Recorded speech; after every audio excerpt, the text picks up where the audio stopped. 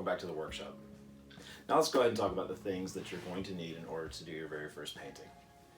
These are almost identical to the exact same materials I had back in 2016 when I did my very first oil painting for my wife.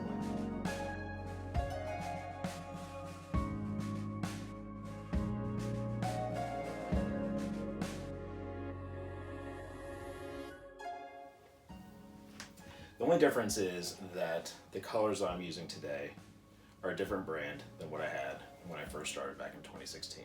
But otherwise, everything is virtually the same. So, what must you have in order to begin? You're going to need one of two things.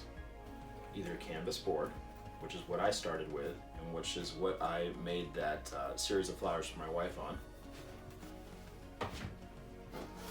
or a pre-stretched canvas, which is what we'll be using today. So what is a pre-stretched canvas versus a canvas board? A pre-stretched canvas is simply when the manufacturer takes the canvas, stretches it around this wooden frame that you see here, and then staples it. On a canvas board, they stretch the canvas around a piece of cardboard and then put an adhesive-backed liner on it and seal it up. It's very, very thin. I don't really use these anymore, not because there's really anything wrong with them, but because I like to have a little bit of give when I start working with the paints. So if this is all you have though, it's fine. You can use it today and still make a lovely paint. The one that we'll be using to do this painting is the same size as the one I'm holding in my hand, and this is 16 inches by 20 inches. I got this from Michael's. I like to buy most of my materials from Michael's, but when I first started, I bought almost all of my materials from Walmart, with the exception of a few brushes.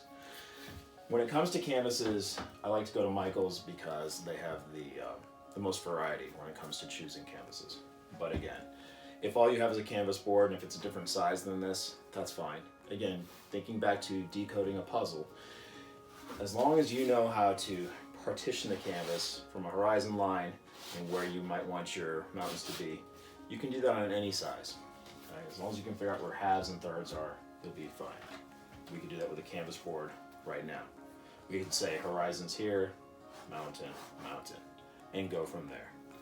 So don't let having a different size with you right now scare you off. Don't think that you have to go out to Michael's right now and go buy a 16 by 20 inch canvas. Size is irrelevant when we're just getting started, okay? So, we're going to need thinner to clean our brushes. I use this straight thinner, which does have an odor. You can buy odorless thinner.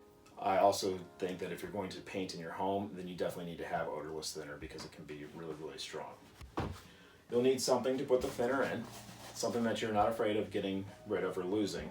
And this is the container that I used when I first began painting.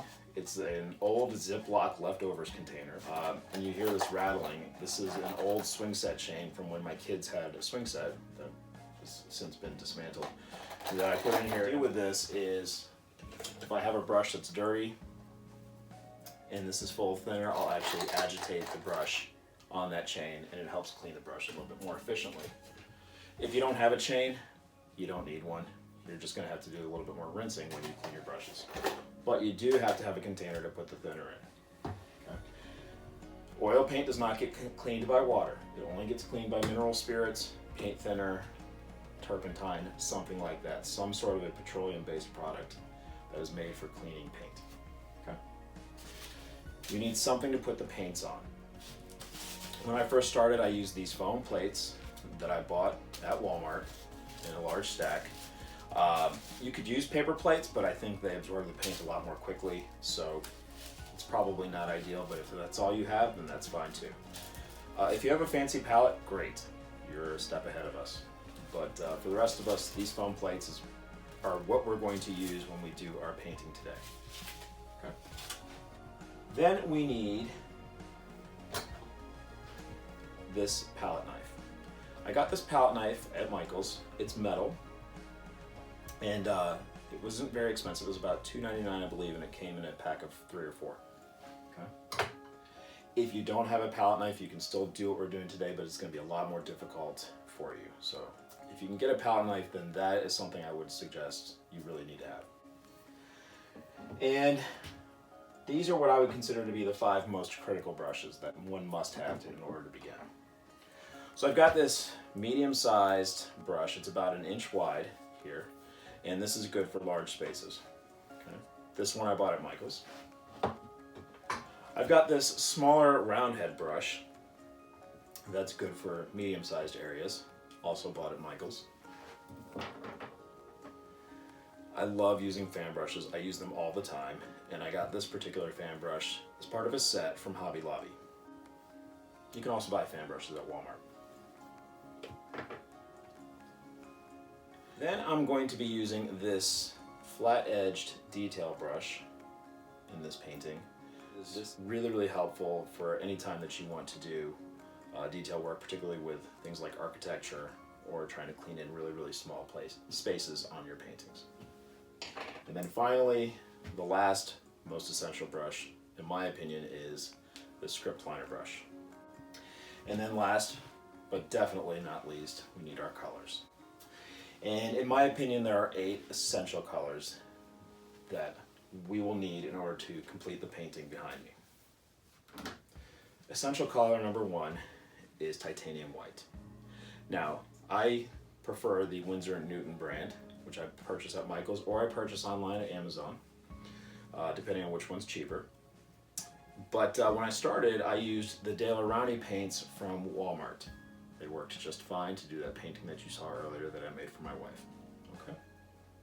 The only issue with those is they run out very quickly because the tubes are really small. You'll notice this tube is a 200 milliliter tube, so it's very large. And I've probably, over the last 3 years, purchased about 10 of these.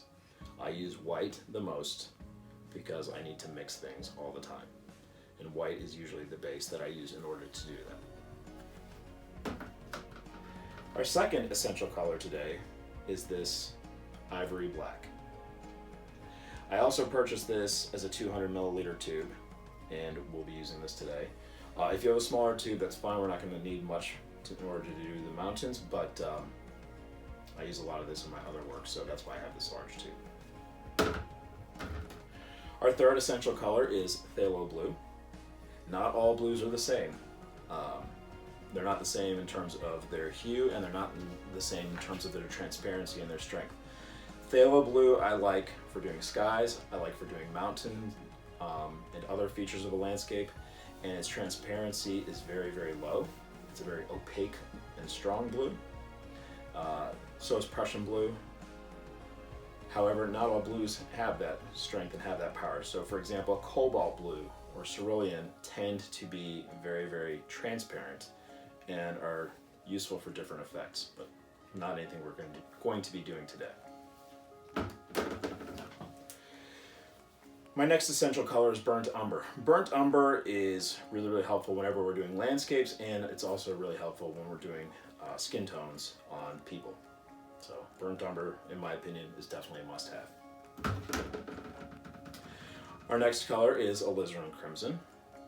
Alizarin crimson is a transparent, deep bluish red that is really useful for mixing and making all sorts of other different colors that one must have in order to do a painting. We'll be using crimson in order to do the mountain-based colors today, and we'll also use it to do some of the flowers in the foreground of our painting. Next we have sap green. Now you'll notice this is a much smaller tube. This is 37 milliliters, so much, much smaller than the one that we had earlier. And the reason why is because I can mix green pretty easily on my own, so I don't really use sap green that much, but it's great to have if I need green quickly. This color is expensive, but it is so, so important. But because of its expense, that's why I only have a 37 milliliter tube. This is cadmium yellow pale hue. It is not the same as cadmium yellow medium hue. This one is much less transparent than the medium hue, believe it or not. And this is really, really important for mixing oranges, for mixing greens, and all sorts of other light work that you might need to do. And then the eighth and final essential color, in my opinion, is this yellow ochre, which is critical for skin tones, for landscapes, and any number of other things where you need sort of that earthiness, that natural color to show through in your paintings. Our next obstacle that we must overcome is setting up our space. So in the next segment, that's exactly what we'll talk about.